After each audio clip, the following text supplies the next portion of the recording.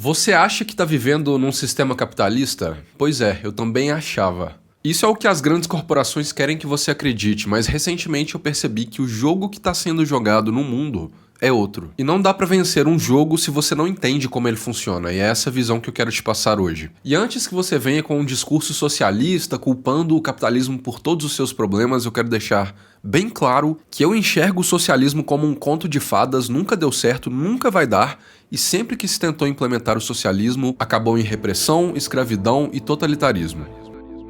O capitalismo nada mais é do que um sistema econômico onde a iniciativa privada remunera a eficiência em troca de lucro. Nesse sistema, cada indivíduo recebe a remuneração proporcional à sua produtividade. Ao contrário do que muita gente pensa, não existe exploração aqui nessa relação. O ambiente competitivo do capitalismo é o que faz com que um bom profissional possa exigir ser bem remunerado por isso. Caso ele esteja recebendo menos do que o que ele acredita que o trabalho dele vale, tá tudo bem, basta ele ir trabalhar para a empresa concorrente. E por que é assim, simples assim? Por que é fácil fazer essa troca? Porque empresa nenhuma contrata um funcionário porque o empresário um belo dia acordou e decidiu criar empregos para a população. Não é assim que funciona. O empresário quer lucro, e para obter esse lucro, ele precisa alavancar o trabalho de outras pessoas. Então ele vai para o mercado buscar um profissional que faça com que ele gere mais dinheiro. E se esse profissional é capaz de fazer ele gerar um montante X de dinheiro, ele vai remunerar o funcionário esse valor X menos uma margem, que é a margem de lucro que esse funcionário gerou para a empresa. E aí você pensa, mas então ele é um grande explorador que está explorando o trabalhador e pagando menos do que o que ele vale. Meu amigo, o que você não entende é que esse trabalhador que está aceitando ser remunerado por esse trabalho, ele não tem riscos. Então o que ele está fazendo é uma troca entre o potencial de ganho variável dele pela estabilidade de saber que todos os meses ele vai ter aquele montante pré-estabelecido na conta dele. Em contrapartida, o empresário, ele sim tem riscos. Todos os meses ele corre o risco de ter prejuízo e mesmo assim ter que arcar com o compromisso que ele fez com cada funcionário. Então é a partir dessa relação de risco e retorno que o empresário merece receber essa margem de lucro a mais do trabalho de um funcionário. E se esse funcionário está rendendo para uma empresa 50 mil reais a mais por mês, consistentemente, é claro que um salário de 5 mil que foi pré-estabelecido é muito abaixo do que o potencial de lucro que esse funcionário está gerando para essa empresa. E aí, nesse caso, se ele está se sentindo injustiçado, basta renegociar essa parada. Ele senta com o chefe e fala, olha, eu sei que eu te gero muito mais lucro do que o que eu estou sendo remunerado, eu gostaria de renegociar aqui o nosso acordo inicial, que era de 5 mil, eu gostaria que ele fosse para 10, talvez para 15 mil. A gente pode fazer isso? E aí o empresário tem duas opções. Ele pode aceitar por saber que realmente esse é um pedido justo, ou ele pode ser burro de recusar, e como esse é um profissional que gera ali para aquela empresa 50 mil reais por mês de lucro, basta esse funcionário oferecer seus serviços na concorrência, que ele será muito bem recebido lá. É simples assim, e o bom desse sistema é que ele permite qualquer pessoa a ascender socialmente de acordo com o seu trabalho, de acordo com o seu valor no mercado de trabalho. Não é um sistema perfeito, existem muitos problemas, mas é o único sistema em que ambas as partes envolvidas em uma transação saem dela dizendo obrigado. Só que apesar disso, como eu disse, existem muitos problemas. E um desses problemas é o monopólio. Porque apesar de existirem mecanismos para se evitar o monopólio, isso nunca de fato foi controlado. As empresas sempre conseguiram brechas para se tornarem imbatíveis no mercado e não deixar a concorrência fluir.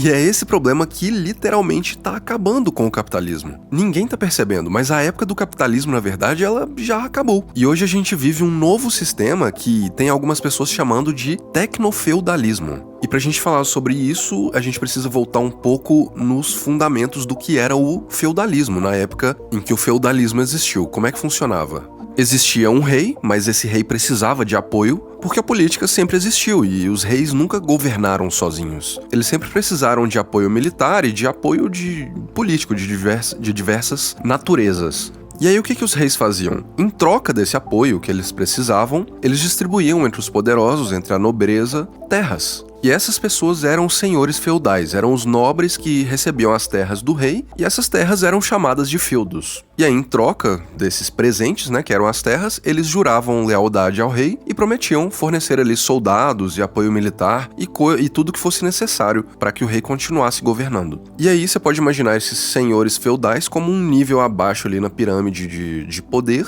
e esses senhores também tinham o controle judicial e administrativo sobre os feudos, sobre as terras. E aí o que eles faziam? Eles faziam basicamente o que o rei fazia com eles, só que um outro nível. Eles concediam partes ali das terras deles para vassalos, que trocavam a liberdade deles pelo direito de viver e trabalhar nessas terras. Então, os senhores feudais juravam lealdade ao rei, os vassalos juravam lealdade aos senhores feudais, e eles não eram livres, eles eram em certo nível, eles tinham um certo nível de liberdade, mas basicamente eles eram escravos ali nas terras dos senhores feudais, que se beneficiavam muito ali da produção dessa terra, que era toda feita pelos vassalos. E os vassalos produziam na terra em troca, pelo direito de viver ali e trabalhar nessas terras, mas é claro, a produtividade deles não ia toda para eles. A produtividade ia, em sua maioria, para os donos das terras, e eles ficavam ali com migalhas. E um sistema muito parecido com esse, só que mais avançado, está acontecendo agora,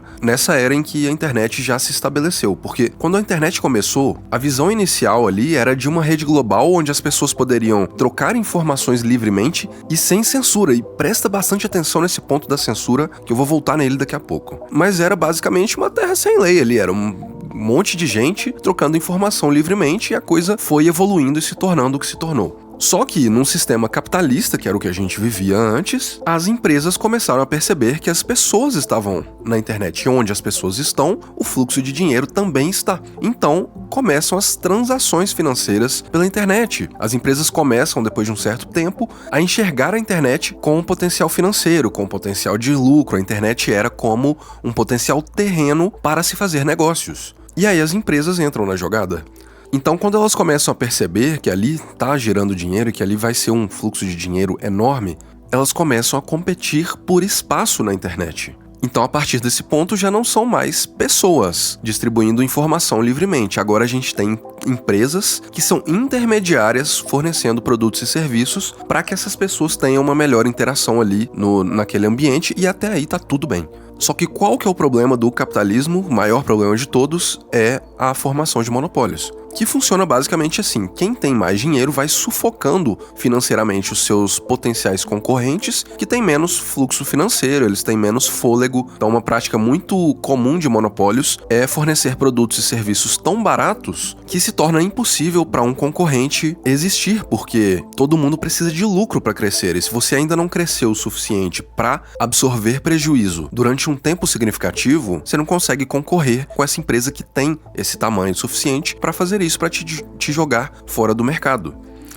E aí, quando você para pensar no que as mídias sociais fizeram, tipo Facebook, Instagram, essas mídias, o que eles fizeram? No começo, não existia publicidade, ou seja, no começo não tinha lucro, era só prejuízo, porque o produto era 100% gratuito, não tinha um modelo de monetização, até mesmo o YouTube cresceu assim, e em contrapartida tinha dinheiro sendo injetado nessas empresas o tempo todo, ou seja, não poderia haver concorrência, porque uma concorrência precisaria de um modelo de negócios lucrativo para se estabelecer. E uma empresa que não precisa se preocupar com lucro, porque tem dinheiro sendo injetado pela porta dos fundos o tempo inteiro, ela estabelece seu monopólio com muita facilidade.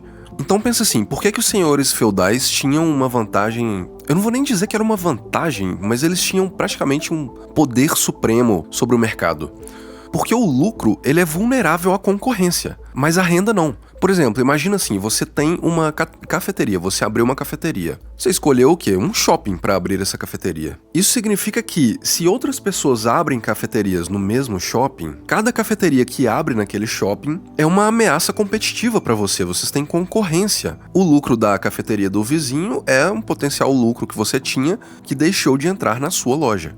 Agora, pensa no dono desse shopping. Se muitas cafeterias começam a abrir nesse shopping, ele se torna um ponto de cafeterias. Então, os clientes todos de cafeterias vão para esse ponto a fim de encontrar a melhor. Só que o dono desse shopping, que está alugando as lojas para essas cafeterias, ele não está sendo prejudicado pela concorrência, ele está sendo, na verdade, beneficiado pela concorrência. Então, enquanto todas as cafeterias estão brigando entre si dentro daquele shopping, você, que é o dono do shopping, está tendo o valor da sua propriedade aumentado, já que aquele se tornou um novo ponto de cafeterias, e o aluguel que você pode cobrar por aquele ponto começa a aumentar também, devido à concorrência. Então, você se beneficia com a concorrência, enquanto todas as cafeterias que estão concorrendo, elas precisam diminuir margem de lucro, fazer promoções, elas precisam se virar para não quebrar. Agora, pensa nessas empresas gigantes de tecnologia, as Big Techs. A Amazon, Google, o próprio YouTube, Instagram, Meta, essas empresas, hoje elas não são simplesmente donas do shopping.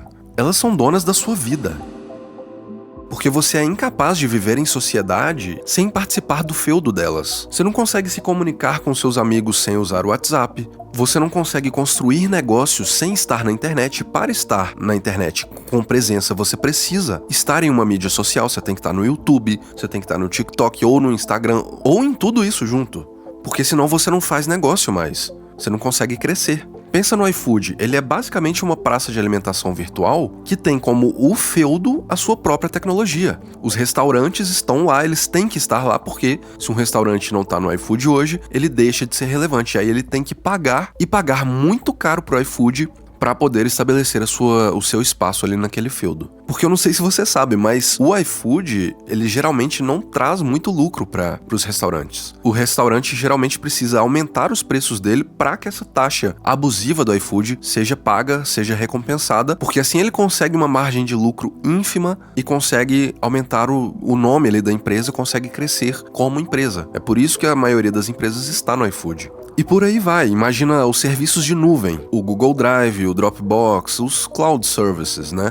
Esses serviços hoje, eles mantêm os empreendedores eternamente reféns do serviço, porque alguém que paga um serviço de nuvem, e eu me incluo nisso, tá? Eu tô vendo acontecer comigo. Eu pagava, acho que R$10 por mês pro Google para usar o Google Drive. Só que eu tenho uma empresa, então eu não posso me dar o luxo de perder esses dados e ficar deletando o arquivo. Então o que aconteceu? A gente atingiu esse limite e agora eu já tô pagando, acho que R$60. E vai passar um tempo, eu vou ter mais dados ainda acumulados nessa empresa, eu vou ter que pagar mais caro ainda para essas empresas e eu nunca vou poder deixar de pagar. Eu sou eternamente refém desses serviços, e se o Google um determinado dia decidir que, sei lá, vai deletar os meus dados todos, eles apertam um botão e eles acabam com a minha vida. É basicamente assim. Então o capitalismo na internet fez com que essas grandes empresas se tornassem empresas colossais, e tudo que é criado hoje em dia que potencialmente possa gerar uma concorrência para esses donos desses feudos digitais, toda tecnologia nova que é criada, toda empresa nova, toda inovação que surge, acaba sendo engolida, acaba sendo absorvida por eles, pelos donos do feudo. Por exemplo, o YouTube, quando ele surgiu, era uma empresa independente que não era grande, ele surgiu pequeno. Só que a coisa começou a crescer muito ao ponto do YouTube se tornar o segundo maior buscador da internet. Ou seja, as pessoas, para pesquisarem algum termo de busca, elas pesquisavam no Google e no YouTube. E o Google percebeu isso e percebeu que a maior concorrência deles em breve seria o YouTube. O que aconteceu? O YouTube foi comprado pelo Google. Esses caras vão lá, fazem um aporte enorme, fazem uma oferta simplesmente irrecusável e absorvem a sua empresa. A empresa que era sua, a ideia que era sua, que poderia virar uma concorrência. Você pega aquela grana, meu irmão, bilhão ali, sei lá, vai viver a sua vida e dane-se. E o senhor feudal, né, a empresa que absorveu a sua, né, que é a maior zona, ela se torna cada vez mais poderosa. Pra você ter ideia, a Apple, ela tem mais PIB do que o Brasil, é maior do que o Brasil o PIB dela. Eu não sei se você sabe, só que o Google, ele não é o topo da pirâmide do Google. Existe a Alphabet, que é uma corporação de empresas que por acaso é dona do Google. E a Alphabet tem um poder financeiro maior do que a Arábia Saudita, que é o maior explorador de petróleo do mundo. Ou seja, essas empresas, elas têm mais poder financeiro do que países hoje em dia. Só que diferente de países onde a população discute, participa, tem o congresso, né? Não aqui no Brasil, né? Que isso aqui já acabou agora. Mas enfim, em um país minimamente saudável, a população participa das decisões, né? Discute as decisões e a criação de leis. Diferente desses países, essas Big Techs, elas são comandadas por um pequeno número de executivos que ditam as leis ali, ditam as regras de acordo com a vontade deles. Então eles podem literalmente destruir a sua vida com alguns cliques. Por exemplo, se o YouTube decide hoje que o meu discurso é prejudicial para eles, ele pode me banir do YouTube. Isso já aconteceu com alguns criadores de conteúdo, de não poderem nem criar um novo canal. Não é deletar canal, é banir. Eles podem fazer isso. Não tem nada que impeça eles disso. Eles te colocam ali numa lista negra como persona não grata e, cara, meu amigo, vai viver sua vida, se vira. Só que qual que é o problema disso? Se existisse um capitalismo real, bastava eu ir para a concorrência. Tá entendendo por que o capitalismo acabou? Qual que é a concorrência do YouTube? Não existe concorrência. Ou você tá no YouTube, ou você perde essa maravilhosa oportunidade de crescer financeiramente, de ser alguém na internet, porque o YouTube hoje é a mídia com o maior potencial de te fazer ascender financeiramente. Inclusive, em momento merchan, isso nem estava planejado, mas eu tô editando o áudio aqui, eu percebi que dava para fazer isso aqui. Ali na descrição tem um link do Profissão Comunicador Digital, que é um curso onde eu te ensino esse jogo e tá pelo preço de um lanche. Então bora voltar pro vídeo. E aí, qual que é o maior problema disso, tá? A gente vai mais fundo ainda no problema. Sempre que você publica qualquer informação nessas mídias, essa informação ela fica armazenada em um servidor que pode ser atacado a qualquer momento. E eu não tô falando de ataque hacker, eu tô falando de ataque de pressão externa. Eu tô falando de manipulação de discurso. Veja bem, saiu recentemente, essa semana aí, saiu um relatório publicado pelo Comitê Judiciário da Câmara dos Representantes dos Estados Unidos, mostrando como as maiores marcas do mundo se uniram para pressionar essas Big Techs a controlar o discurso na internet. É literalmente isso, eu não tô brincando. Existe um grupo de 150 empresas que controlam, pasme, 90% da verba de publicidade global, porque, não se engane, essas Big Techs, elas não estão despreocupadas com lucro ainda. Elas não se preocupavam com o lucro no início até que elas se estabelecessem como um feudo, como um monopólio. Mas agora que elas são um monopólio, agora, meu amigo, é hora de fazer dinheiro. Então, dinheiro é tudo que importa para essas empresas agora, porque o YouTube não tem concorrência. O TikTok, a Meta, por mais que você ache que eles estão concorrendo entre si, eles têm uma parcela gigantesca do mercado global da internet. Então, não tem concorrência para eles. Eles já estão estabelecidos. Então agora é a hora de fazer dinheiro. Então eles estão preocupados sim com dinheiro agora. E de onde que vem esse dinheiro? Sim, de publicidade de grandes empresas. Então o que está acontecendo? Essas 150 maiores empresas do mundo, elas controlam 90% da verba de publicidade global. Isso dá mais de $1 trilhão por ano, que é injetado nas Big Techs, através de publicidade. E aí eles criaram uma associação para, entre aspas, vou abrir grandes aspas aqui. Isso aqui são palavras deles, tá? Garantir a segurança da marca, assegurando que a publicidade delas não apareça em conteúdos prejudiciais. Cara, o que é conteúdo prejudicial? É qualquer coisa que essas empresas decidam. Qualquer discurso que elas não gostem, que não seja agradável para os planos delas. E aí, se você tem um discurso mais alinhado na internet, e é por isso, né, que, por exemplo, você digita aí, cara, eu vou colocar aqui agora, eu não posso colocar na tela, porque senão eu vou ser retalhado, mas eu tava numa live esses dias com o Coruja do Carvalho e um inscrito dele falou pra gente digitar o termo no YouTube, tá? É transparency...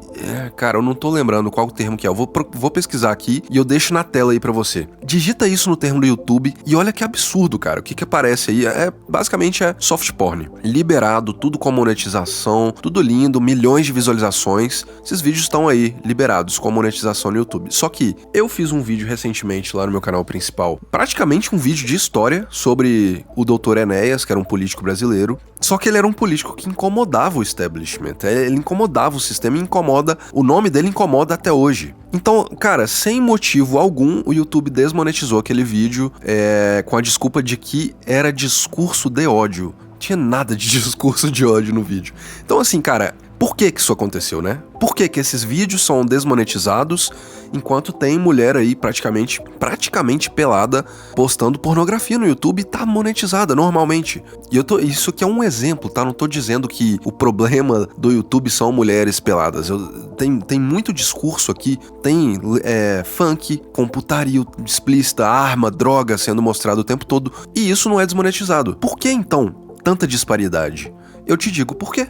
porque existe uma pressão dessas empresas em cima dos donos do feudo para que o discurso seja somente o que eles querem que seja na internet. Tá entendendo?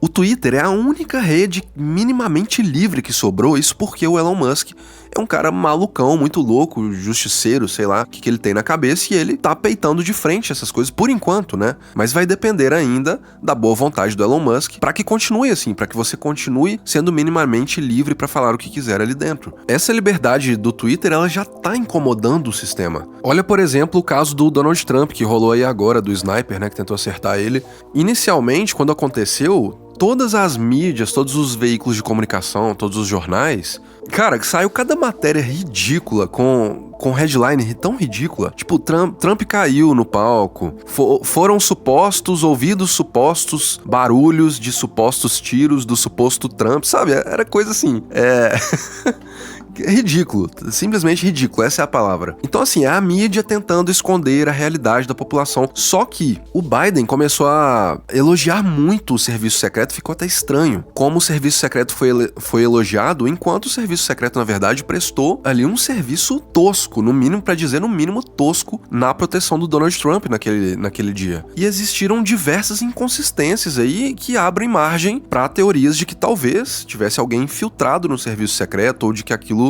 fosse proposital ou, no mínimo, facilitado para aquele sniper aparecer ali. E aí, a galera do Twitter começou a fazer um enquadramento de vários vídeos que foram gravados naquele momento ali por várias pessoas diferentes que estavam com o celular na mão, por vários ângulos diferentes. Eles fizeram esse enquadramento perfeito e fizeram uma sincronia disso para colocar um contador para que você possa ver que não tinha qualquer motivo para aquilo ter acontecido. E esses vídeos provam que o serviço secreto teve muita chance de abater o sniper antes que fossem disparados os tiros. Então, assim, a internet, cara, ela é perigosa pro sistema porque o sistema precisa esconder de você, precisa colocar as coisas por baixo dos panos para que ele consiga fazer as suas falcatruas ali. Com a internet isso se torna muito difícil. E é por isso que estão tentando controlar o discurso na internet. E a primeira fase desse controle é a fase da pressão financeira que essas empresas estão fazendo nos donos dos feudos, nas big techs. Então o YouTube não desmonetizou o meu vídeo do Enéas porque o YouTube odeia o Enéas, porque o YouTube é de esquerda ou de direita. Ele fez isso porque ele sofreu uma pressão financeira para que esse tipo de conteúdo não avançasse, não prosperasse na plataforma. E aí tem até o Paulo Figueiredo fez um vídeo mais aprofundado sobre esse tema específico desse documento que saiu desse relatório que foi publicado pelo Comitê dos Estados Unidos, e dá uma olhada no que ele falou aí sobre... Dá uma olhada aí, eu vou colocar aí para você. A gente tem os e-mails internos mostrando as discussões sobre como boicotar, como pressionar o Twitter para atender as demandas deles. Tem um e-mail de novembro de 2022, por exemplo, que mostrando um funcionário de uma empresa de energia da Dinamarca, que é membro da Garmin, que pediu à organização para que organizasse uma reunião para discutir a situação do Twitter com um boicote coordenado. Numa outra comunicação, esse mesmo funcionário dessa empresa, Orsted, diz que, com base nas recomendações da Garmin, eles pararam a publicidade, toda a publicidade paga no Twitter. Segurança da marca. Lembram aquele dia que o Elon Musk perguntaram para ele a respeito disso, né, numa entrevista, e ele falou: olha, se você quiser me subornar com dinheiro de publicidade, vá para PQP. Era disso que ele estava falando. Dessa aliança. Entendeu, cara? Então esse é o jogo, essa é a realidade e a gente precisa estar atento a tudo. E olha, um recado pra quem tá me acompanhando aqui, por que eu tô mais ativo aqui ultimamente do que no canal principal, é o seguinte: eu tô fazendo uma grande atualização do meu curso principal, Criador Zen, e aí pra isso eu preciso de foco, eu não tenho como criar um documentário ao mesmo tempo em que eu tô trabalhando nessa atualização, então é por isso que vai ficar um tempo sem sair novos documentários no meu canal principal, e nesse meio tempo eu tô trocando essa ideia aqui com vocês no canal secundário, tô batendo esse papo aqui, não me dá trabalho praticamente nenhum, eu só preciso ligar a câmera aqui, ligar o microfone e mostrar a minha visão de mundo pra vocês, e eu tô curtindo pra caramba fazer isso, então é por isso que eu tô mais ativo aqui agora do que no canal principal, tá? Se você não assistiu ainda os últimos vídeos, são bem nessa pegada desse vídeo que você assistiu agora, então vou deixar aí na tela um deles pra você vai curtir, e é isso, te vejo no próximo vídeo.